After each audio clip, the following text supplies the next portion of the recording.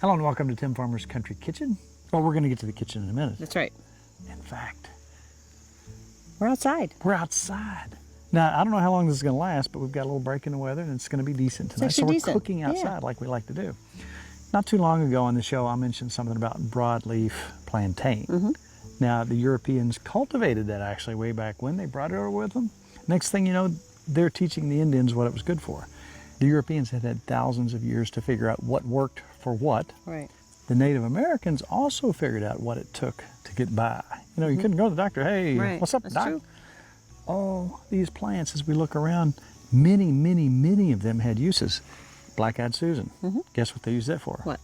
They would use that to apply to snake bites. Oh, really? Now, I'm not saying it was a cure, but that would ease the pain somehow. The roots of these things are very valuable. They would use them for earaches, for colds. So they kind of had doctors in a way. Sort of. You know, they had the they were their own man. doctor, yeah. But, you know, over long periods of time, they would find out what was used for what. Right. So they also use these for intestinal parasites. Now, you don't think about people having intestinal parasites nowadays, but when I was a kid, we talked about it in school. We all had intestinal parasites.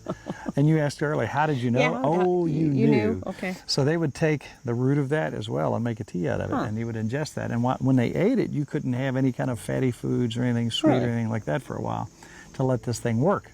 So these plants, over time, were used for so many things. We're going to start really keeping our eyes open for this sort of thing.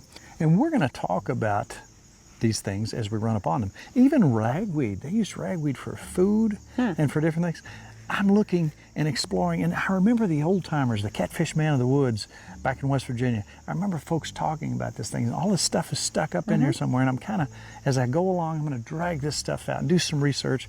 I'm not going to say, go take Black-Eyed Susan and use them for this, that, or the other. I'm talking about the fact that they were used in primitive times for these things. Well, I'm going to collect you up some ragweed. Let's not do that, because then you would have to use that to cure me. So that's one more plant that we've talked about all around us. Those are pretty. For things. Those are beautiful. I put those on the counter. And ubiquitous. They're everywhere. That's right. Let's go cook. Okay. All right.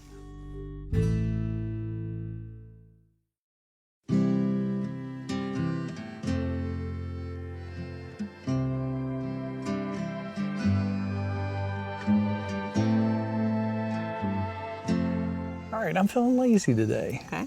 I don't feel like going over the fire, so I've got this right here in front of me. I like that. Cast iron cooking at its finest. Over here, we've got a 10-inch going. Is that for me? Cooking outside. That's for you, Thank because you know we talked today about what sounded good, and you said blueberries, and I said like okay, blueberries. all right, we could do that. Now, real quick, back to the Black-Eyed Susans. Before you go picking them up and rubbing them all over your face and sticking them in your ears, some people are allergic to the little hairy fibers on the stem, so be careful. How about just pick them and put them in a vase? They're cute. You could do that too. Yeah, I like that. There's no law against it that I know of. So here we are, got our 10-inch heating up. We got this heating up for our food coming shortly for our main course. But you know what? I want a dessert, and you fix great desserts. And I said, let's do something simple. This is really a great recipe for the beginner. Very few ingredients. Pop it in the bowl, cook it up. It's amazing. Nothing to it. This is a 10-inch pan. Right. We're cooking at 400 degrees, so that's 17 on top, 8 on the bottom. You're so smart. All right, tell us how we do it. Well, this is an easy recipe because a lot of the ingredients, it's the same amounts. A cup of this, cup of that. So we are going to actually take a cup of flour, All right. 1 cup of sugar, All right. and 1 cup of heavy whipping cream. I'm just going to whisk this together. This is so simple. It's very and simple. so tasty. Yeah, you could use milk, but I like it a little thicker, and I like that. like I like it that whipping cream. You know how sometimes if you have a peach cobbler, you put some bourbon in it? Oh, yeah. Let's take a little bit of sweet wine and Moscato, which I'm going to use for another recipe, and just pop in there. What do you think about? I'd say 1/4 cup, just to give it just a little bit of a wang to go with the berries. Oh, I can't wait. So that's about the consistency you want? That's all we need. Isn't that simple? All right, I have this butter here, and you got my pan hot, so this is 1/4 of a stick of butter. All right, just gonna move that around a little bit. Yep, move that around, and that's gonna be what keeps it from sticking. So yeah, get it all over the bottom of that pan. Now this is our mixture. If you want to scoop that in for me, we're just gonna put all that in. See how simple this is? It's cooking already. That's right. 400 degrees for what, 45 minutes 45 minutes to an hour. We'll check it in 45 and just see how it looks. All right. All right, thank you. Now I'm gonna grab my blueberries, and I have 2 cups of blueberries. And I'm just gonna sprinkle those kind of over the top. So we don't have to mix them in or anything? No, you don't have to mix them. They're just gonna kind of be right on the top here. I have another 1/4 cup of sugar. that we're going to sprinkle over the top of this, and that's going to cook. Be Just delicious. like this. Yes. What do you think? I'm digging it. All right, that's it. We're done. All right.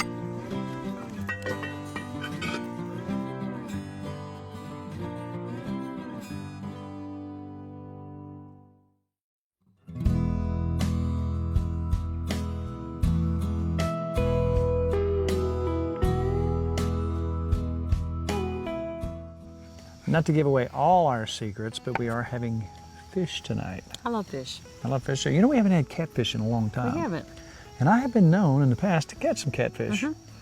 You know what? You know who went with me one time to catch some catfish? Who? Kelly. Did she really? Did she catch any? Yeah. We were jug fishing, Okay. which is a fun way to fish. And over the years, we've caught a lot of catfish and enjoy eating them. Mm-hmm. And I made a little blackened seasoning tonight for our enjoyment. Okay. We're not going to blacken the catfish per se, but we're going to have some blackened seasoning Okay. with the cornmeal. Do you know how blackened seasoning came around? How? You're going to find this hard to believe. But when Glenn was a young man, before he was the pepper bandit. Oh, really? Now, what's funny is about Glenn, his head was the same size, but his body was smaller, and he had huge feet. Yeah. Even as a kid, he had his cowboy boots on and black. He was just head exactly the same. But big feet. Small body, big feet. Really? When he blackened fish, you know why they called it blackened fish? Why? It was totally black with black pepper. Really? Yes. When he ran out of black pepper, he had to go rob the pepper train. Did he? Now he did this. That's He shame. shook his rattle at the train. Shamey on him. He threw it at the conductor. They stopped the train. Pulled most of the pepper off. That's when the whole pepper bandit Really? thing started. I didn't know that. That's So how it he's been started. doing this. He's been at this for a So long time. That's how blackened fish originally started. Okay, wow. So what we're going to do for our side of our catfish that's laying there is we're going to take this, we're going to cut this up into pretty good sized pieces. It'll cook down. And we're going to throw that into our already hot pan. I'm going to go ahead and put some olive oil in here. Right. So what we're going to do, Mrs. Farmer, is into our hot skillet, I'll give we're you going to those. throw some bacon, some onion, and some garlic.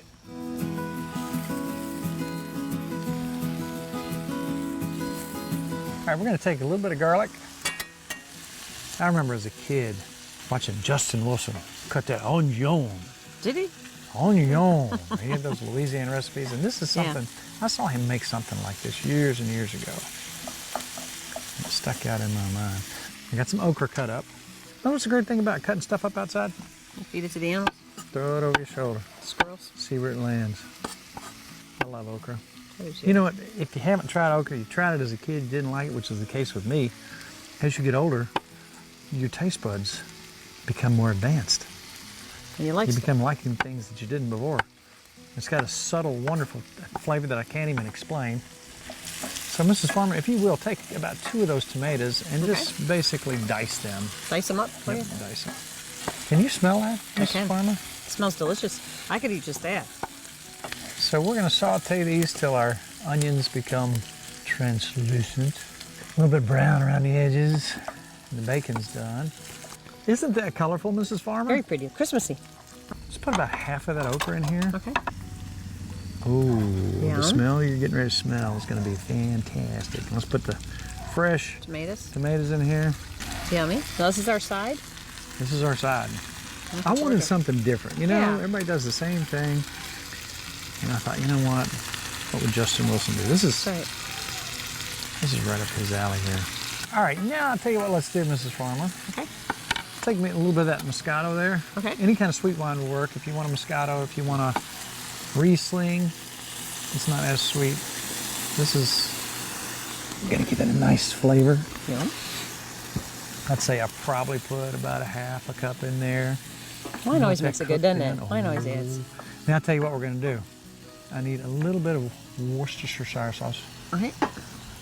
Worcestershire sauce, people say it many different ways.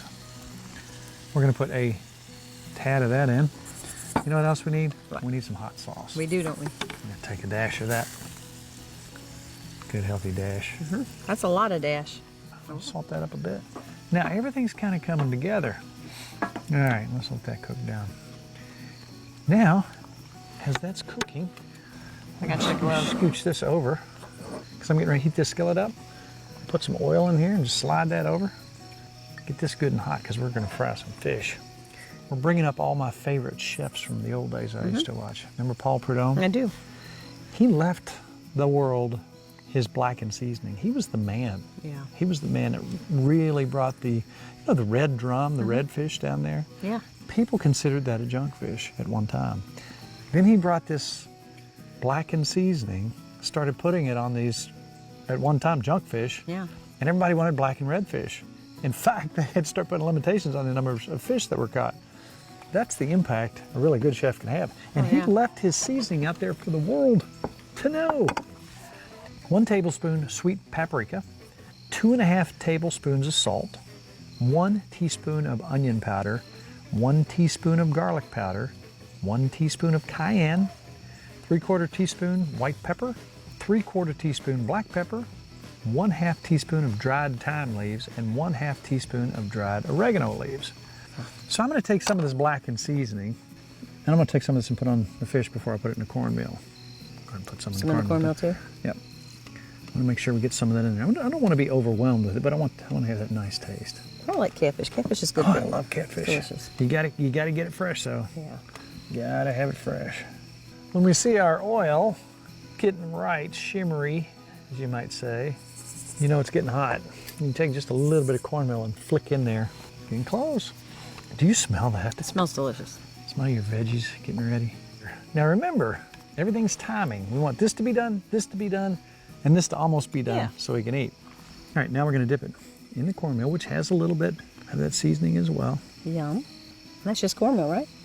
Just With cornmeal, your seasoning. Just a little bit of seasoning in there.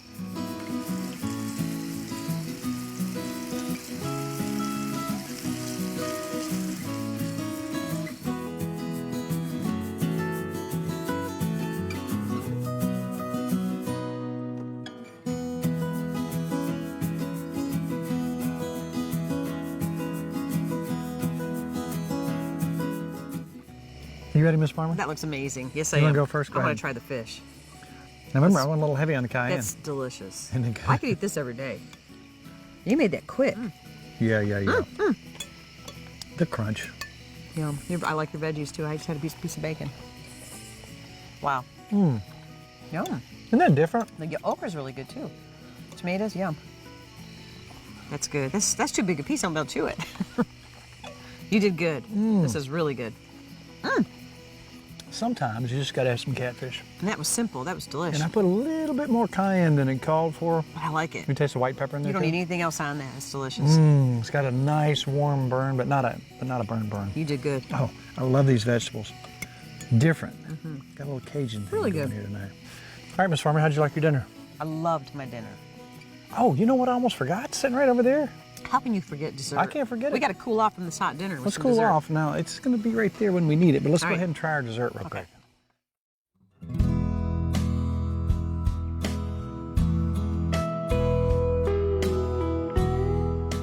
Just because we probably ought to put some ice cream in there, which we did. If you'll hand me that big spoon. We had ice cream. We don't usually have ice cream. No. But the kids have been over. But if you have blueberry cobbler, Oh, wow. do you not need a big scoop of You ice got cream with ice it? cream. Oh, yum. Look at that. That looks so good. All right. Oh, are you kidding me? I was in the mood for blueberries tonight. You can have a little ice cream with it. I'm wrestling. That is delicious. And one more little bite. What do you think? And it's delicious. Oh, wow. I can taste that one in Oh, my there, just a little bit, gives it a tang. That added. That's really good.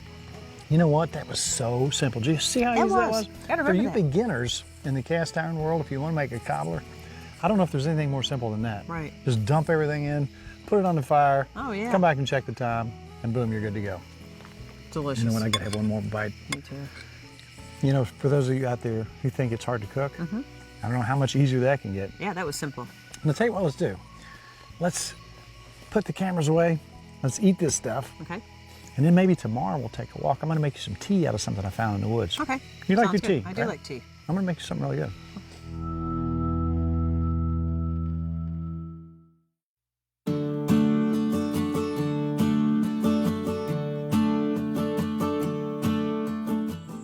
All right, we talked about our Spicebush tea. That's right. You know what? As a kid, so many folks, old timers and Dad, would show me stuff. And Dad was much younger than I am now.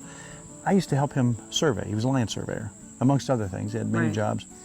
But I remember going through the woods and hollers of Mason County and around that area along the river, and Dad would say, this is that, and he'd bring home a snake.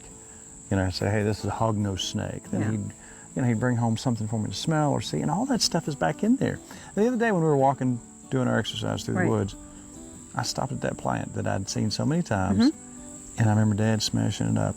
And that stuff stays in there. You know a lot of that. That's good. Isn't that cool? Yeah, that's neat. I mean, because I've been surrounded by such wonderful people who know the outdoors, and the fish and wildlife, surrounded by people who know nature. So let's go show folks what a spice bush is. They're here and there and everywhere. They have leaves that can be used. The twigs can be used. The berries can actually be used. You can take them. They got one little seed. It's a little red berry. Yeah, the critters get them pretty quick. Yeah. They don't have much taste per se, but if you take them and you dry them, you take that little seed out and you dry them, you can use that for allspice. Really? The Native Americans and the Europeans, when they came in and started using this, the settlers, the colonists, absolutely loved to make a tea out of spice bush. Now, when things are scarce, you start going around and you find these aromatic things such as sassafras and such as spice bush. So I can imagine those early conversations, hey, try this. And before long, everybody was using spice bush for tea. I think we're included in the everybody clan, aren't we? We are. You want to go get some? I would like some tea. All right, let's go do it.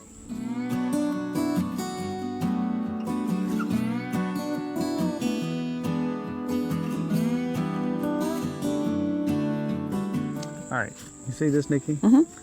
You see the alternating leaf pattern? See one and one and one and one as we go down? Now, you can tell that somebody else likes to eat these besides us. Look at Look at all the bite marks, the bug marks. Yeah. So what we're going to go for today, now it's late in the season. These leaves, you don't want anything bitter. But take this and squash it up. I'll never forget the first time Dad did that. Oh, wow. That smells Isn't good. that aromatic? Yeah.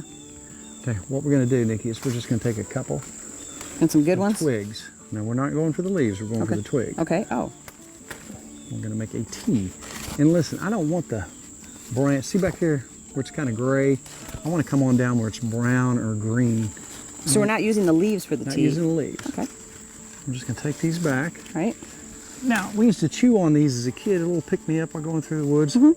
They say that you can use this to boil this down for intestinal parasites. Really? If you got some worms, have some tea. Make you some tea. Now, this is about enough to make a small batch of tea. And we're going to make a cup of tea. Okay. This is about all we need. And man, it smells good. Now, those twigs are going to be very aromatic. You don't want to bring it to a big boil because it can make it a bit bitter. Okay. We're just going to bring the water really to a slow boil, about 5 minutes. Then we're going to put it in the cup and let it steep for another 5 minutes. Okay. Then we're going to put some honey in it and drink it. Yeah, How I'm about ready. that? You ready?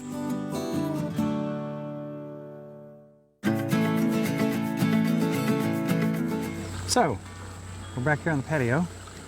All we're going to do, Mrs. Farman, you know what? There might be a few bugs on here, but I don't care. Yeah. Let's just take the leaves off. Just cut the leaves off. Because we're looking for the twigs here. Now, if they're a little bit green, that's fine. If you see those little buds on there, those are fine. Those won't hurt So you just a want thing. this? Yeah. All right. But today, we're just going for the twigs. All right, so the next thing, Mrs. Farmer, is we're just going to cut these up in small pieces. All right, so we're just going to take those and plop them in here. They actually smell good already. There's Just probably, I don't know, if you had to measure these, maybe 2 teaspoons, 2 heaping teaspoons if you really cut them up. Yeah. Now, almost instantly you can smell that. Yeah. Now, if you wanted to, you could have some cheesecloth here and strain that through, but you know what? I'm not too worried about a little bit of bug protein.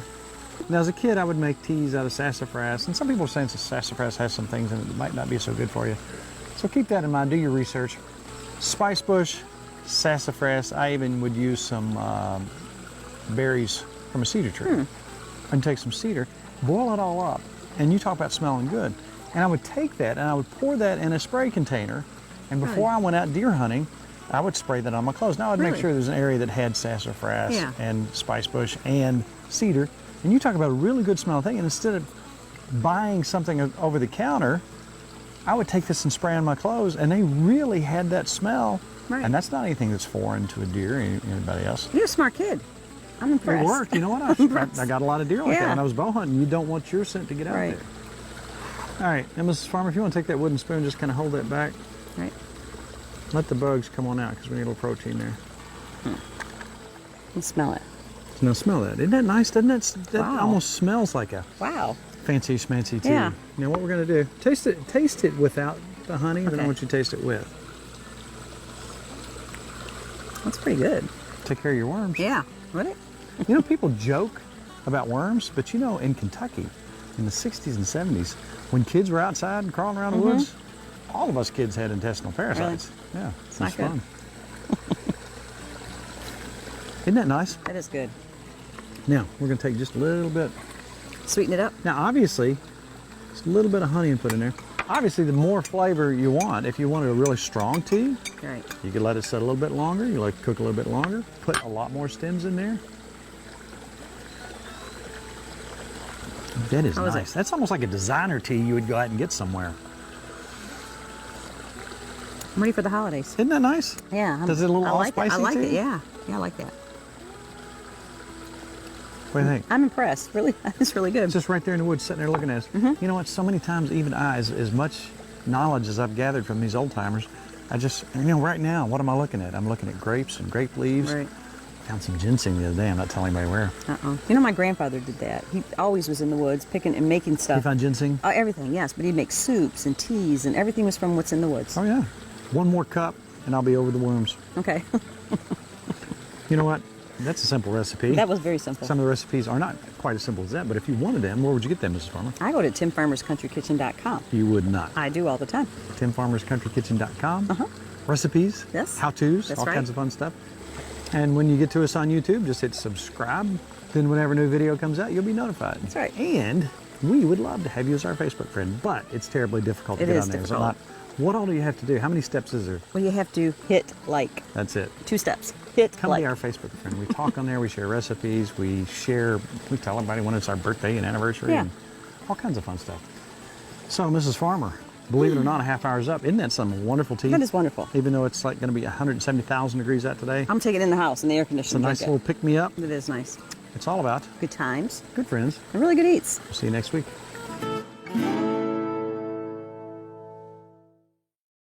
To order a cookbook, email timfarmerck@gmail.com.